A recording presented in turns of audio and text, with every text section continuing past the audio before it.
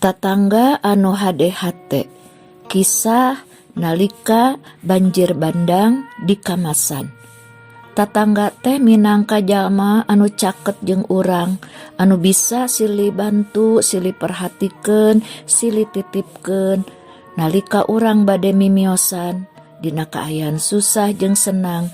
Biasana nya tatangga anu pangheulana diwartosan, tatangga anu pangheulana ngabantosan.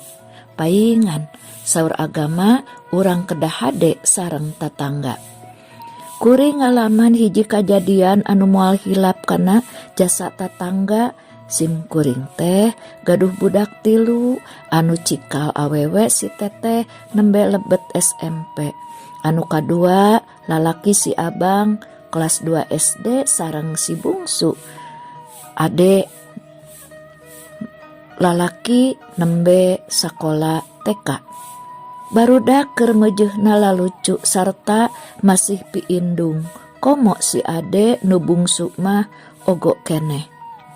Tapi kapaksa ku kuring sok ditinggal-tinggalkeun sabab boh kuring indungna boh salaki sami-sami gaduh damel. Kuring mah di Cimahi, ari bapak na barudak mah di Garut. 2 tempat anu cekap tebih ti rorompok di kawasan Kamasan Banjaran mah. Kuring damel mios enjing-enjing wangsul pasosore biasana tos ngumpul jeung barudak. Tapi ari bapana barudak mah uihna teh saminggu sakali, kadangkala 2 minggu sakali. Hapot-hapotan milari nafkah teh tayalian keur masa depan barudak. Ngan untung rorompok teh caket sareng meretua oge kalingkung ku tatangga. Teh kadeknya di bumi jaga abang sareng ade. Ameng mah di bumi we nya tong kamamana. Lamun haroyong emam tuh tos disadiakeun ku mamah dina meja. Mun aya naon-naon wawartos we nya ka nenek atawa ka kakek. Eta papatah anu biasa diucapkeun ku kuring ka barudak upami bade mios teh. Harita teh bulan Februari tahun 2010 keur meujeuhna usum hujan. Ti isuk-isuk oge geus angkeb, geus mimiti prus-pris. Rek mios damel teh rada mandeg mayong, teu puguh rarasaan. Ieu hate pating sareblak teu pararuguh. Aya naonnya? Rek ninggalkeun barudak teh. Tapi maranehna oge geus siap rek ka sarakola. Sanggeus barudak mios ka sakola, piur weh kuring oge kana motor muru padamelan. Sajajalan hujan miripis. Di tempat padamelan mineng huleng jentul. Teu fokus kana garapan. Hate mineng inget ka barudak. Mineng inget ka lembur. Sabab kaayeunakeun lembur teh jadi mindeng kabanjiran. Upama usum hujan teh. Caina ti walungan Cisangkuy jeung Cisela. Sok sanajan. Ari karorompok mah langka tepi darada tebih. Atawa paling oge banjir meusan tara jero teuing. Pasosore saparantos bubar padamelan, hujan masih keneh ngecerek. Kuring maksakeun wangsul. Katingali langit di palebah daerah Banjaran teh poek mongkleng. Mudah-mudahan weh tong aya nanaon dina jero hate ngagerentes. Motor terus nyemprung. Pas dugi Ciherang, hiji tempat tepati jauh ti lembur, ujug-ujug sadaya kendaraan kaabus motor kuring disetop ku Pak Polisi. Saurna teh, "Punten, teu tiasa masuk kulantaran banjir ageng pisan, Kamasan laput." Ngadenge banjir ageng pisan, kamasan laput, gebeg teh hate, ngegebeg, ruas luar biasa, lenyap. Ieu hate ngalenyap, ujug-ujug leungeun ngadaregdeg, tuur nyorodcod. Nguping caritaan kitu ti pa polisi jeung jalma-jalma anu nyarita harita.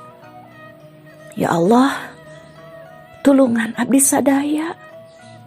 Kuring ceurik emut ka barudak, emut ka mertua, emut ka lembur. Kumaha nasib aranjeuna? Palang siang, ugal-ugil teu bisa nyalametkeun diri. Kuring nekat nerobos cai, tapi nyatana cai tos ngeueum sasak sampai dugi ka luhur. Bahaya lamun abdi maksakeun teh. Terus emut aya jalan pintas anu bisa tembus ka Kiang Roke. Motor diputerkeun deui, biur weh. Rek muru jalan eta. Kalah kumaha oge kuring, kudu bisa ka lembur. Kudu bisa patepung jeung barudak, mastikeun. Nah maranehna salamet. Kudu bisa nyalametkeun barudak. Tapi mana horeng. Banjir kacida badag pisan. Cai na tos ngeueum tanjakan Ciherang. Hartina moal tiasa jalan tembus ka Kiang Roke. Kuring beuki tambah bingung kumaha nyapi petaheun. Reka ditu, reka dieu, katingkar ku cai. Ieu Cipanon Burubut.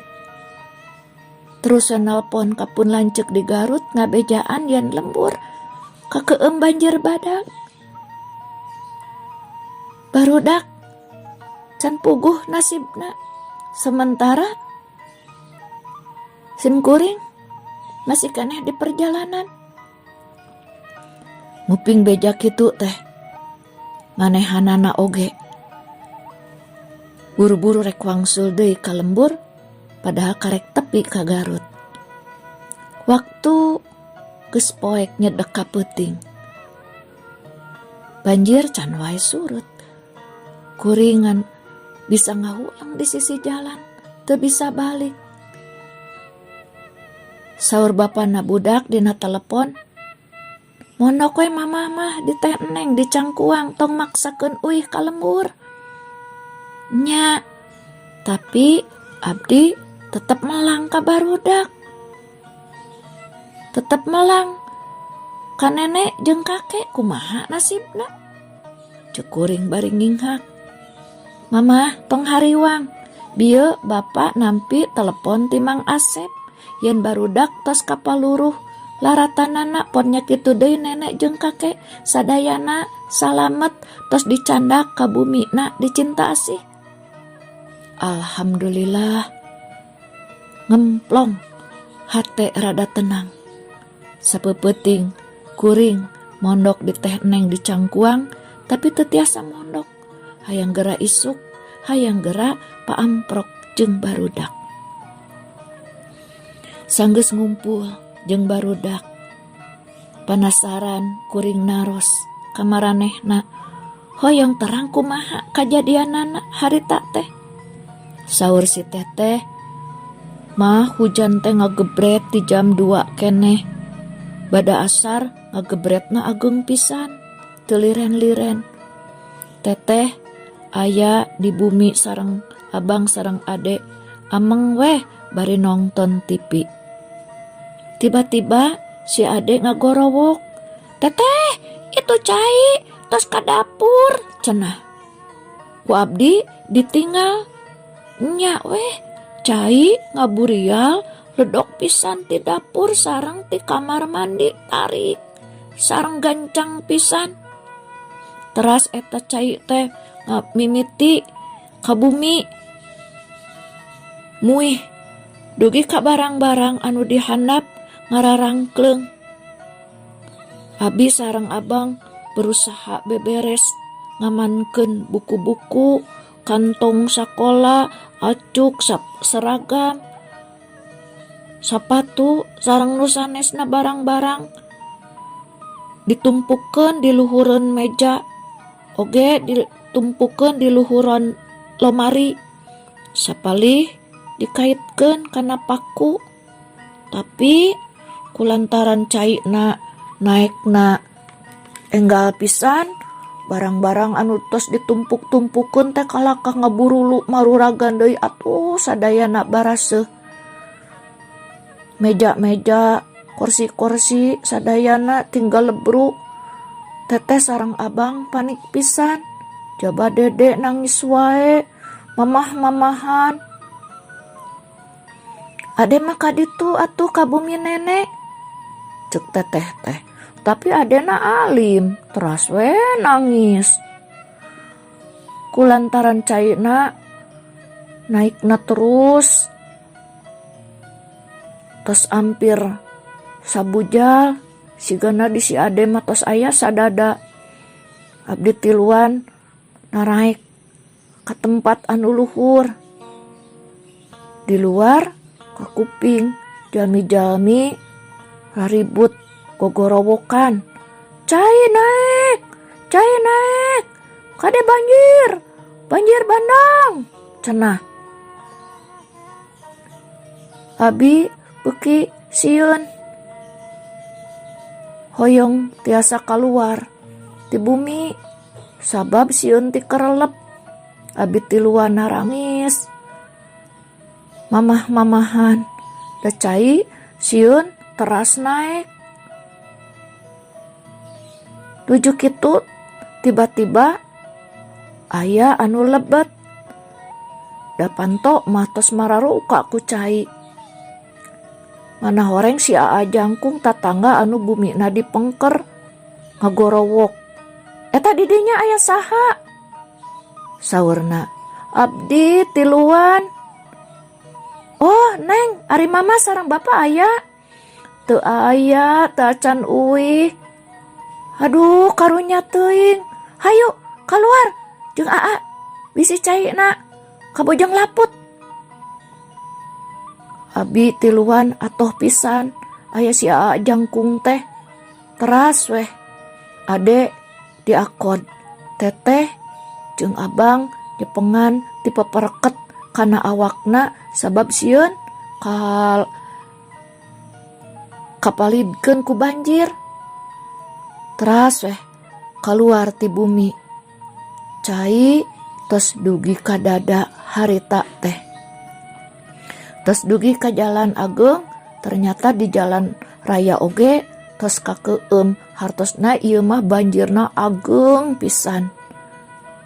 Ku Aa jangkung abi tiluan dicandak ka tempat anu aman kada marmas. Ternyata didinya oge tos seueur jalmi-jalmi pangungsi anu kabanjiran. Sami sareng abi tiluan acukna bararaseuh rancut-cut katirisan ngadararegdeg jaba ieu lapar. Untung weh teu lami ti harita pas magrib Mang Asep Cinta Asih ngajemput abdi tiluan dicandak ka Cinta Asih. Adenge caritaan si teteh kitu kuring bari ceurik. Cipanon murubut teu eureun-eureun. Barudak tiluanana dirangkulan, diciuman, diusapan sirahna. Balager, hapuntennya mama, teu tiasa nulungan hidup. Tisaprak kajadian eta, kuring liren ti padamelan hayang mekuskeun perhatian ka barudak anu masih keneh trauma lamun aya hujan jeung kuludug teh sok riab lalumpatan ngagabrug ka kuring. Komo si abang mah sok bari rerenjagan kawas nu reuwas. Oge teu hilap sim kuring sakola warga nganuhunkeun